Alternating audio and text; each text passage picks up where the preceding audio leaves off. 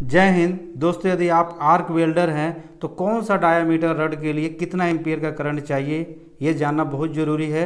दोस्तों, यदि आप करंट का सिलेक्शन गलत करते हैं तो वेल्डिंग रड मेटल के साथ या तो चिपक जाता है या फिर प्रॉपर वेल्डिंग नहीं हो पाता है। दोस्तों, सबसे पहले ये डिसाइड करना होगा कि किस टाइप के मटेरियल को वेल्ड करना है, क्योंकि अलग अलग मटेरियल के लिए अलग अलग वेल्डिंग रड का डिज़ाइन किया जाता है।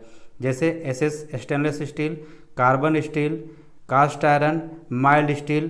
तो ये अलग अलग मटेरियल है और ये अलग अलग मटेरियल के लिए अलग अलग वेल्डिंग रड डिजाइन किए जाते हैं।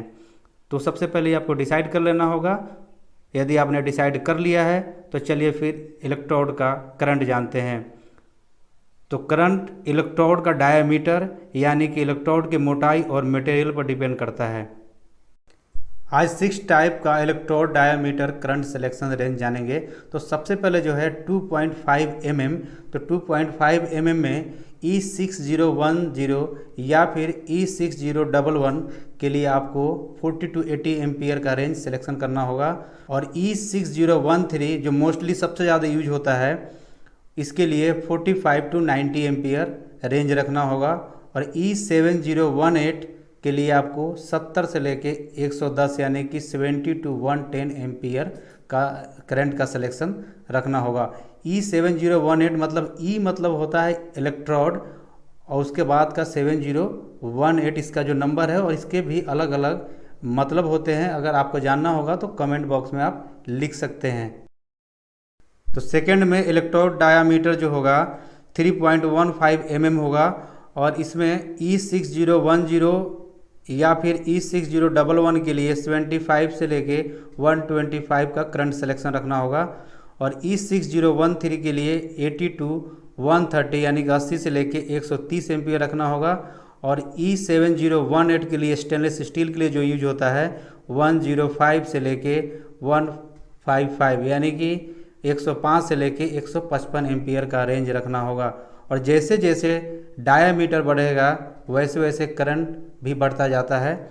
और इसका जो रेंज सिलेक्शन है 80 to 130 या फिर 105 से लेके 155 वो इसलिए होता है क्योंकि मेटल के ऊपर डिपेंड करता है कि यदि आपने 7018 रड यूज कर रहे हैं और उसमें क्या है कि अगर बहुत लाइट वेट का मेटल है तो उसके लिए क्या होगा कि आपको एम्पियर का यानी कि करंट का सिलेक्शन जो है 105 से लेके 155 के बीच में या फिर उससे कम रख सकते हैं। 105 से 110 रख के आप उसको वेल्ड कर सकते हैं ताकि वो अच्छी तरह प्रॉपर वेल्डिंग हो जाए। इसीलिए जो करंट सिलेक्शन का जो रेंज है वो ज़्यादा रहता है।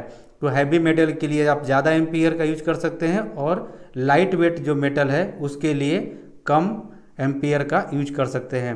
अब चलिए थर्ड में आ जाते हैं 4th mm में। तो 4th mm डाया का अगर इलेक्ट्रोड है तो इसके लिए E6010 या फिर E6011 के लिए 110 से लेके 170 एम्पियर का करंट रेंज रखना होगा। इसके बाद E6013 के लिए 105 से लेके 180 एम्पियर का रेंज रखना होगा, यानी कि 105 से लेके 180 एम्पियर का रेंज रखना होगा।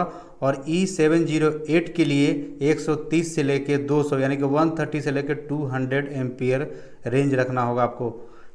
उसके बाद चलते हैं फिर 5 mm रड के लिए, जो कि इलेक्ट्रोड का डायामीटर जो है 5 mm है। और उसमें E6010 के लिए या फिर E6011 के लिए 140 से लेके 215 यानी कि 140 से लेके 215 एम्पियर का करंट रेंज रखना होगा। और E6013 के लिए 150 से लेके 230 यानी कि 150 से लेके 230 एम्पियर का करंट रेंज रखना होगा। और E7018 के लिए 200 से 275 एम्पियर का करंट रेंज रखना होगा। और लास्ट में दो और डायामीटर का जो रड है उसके बारे में भी जान लेते हैं। यदि 1.6 mm का रड हो तो उसके मिनिमम जो करंट एम्पियर जो आपको सिलेक्शन करना है 25 एम्पियर, और मैक्सिमम जो करना है आपको 45 एम्पियर करंट सिलेक्शन कर सकते हैं।